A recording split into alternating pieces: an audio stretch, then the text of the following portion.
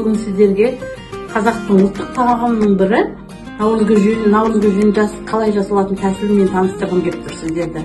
Мен әркім бұл наурыз көжені әркім өзінің қалауынша жасайды. Ал мен өз тәсілімді көрсеткім келіп тұр сіздерге. Бұл жерде 7 түрлі зат қосылады. Ет, тары, жүгері, бидай, күріш және де құрт пен айран, құртты езіп қосамыз. Етті салып суын құйғаннан кейін, енді астына отын жағып, қайнауын күтеміз. Етіміз пісіп дайын болды. Енді осы етімізді сүзіп алып, осы қайнап тұрған сорпаға қалған заттарын саламыз. Бидайды, қалған заттарын салуымыз керек. Енді міне қайнап тұрған сорпамызға қалған заттарын қосамыз. Бидайын қосамыз.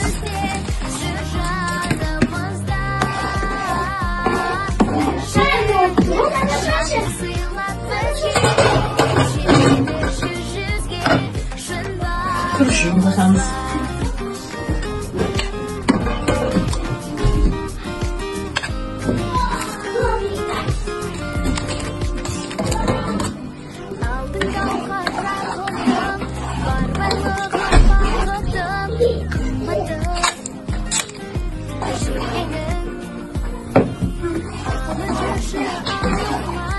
Жүгері қосамыз.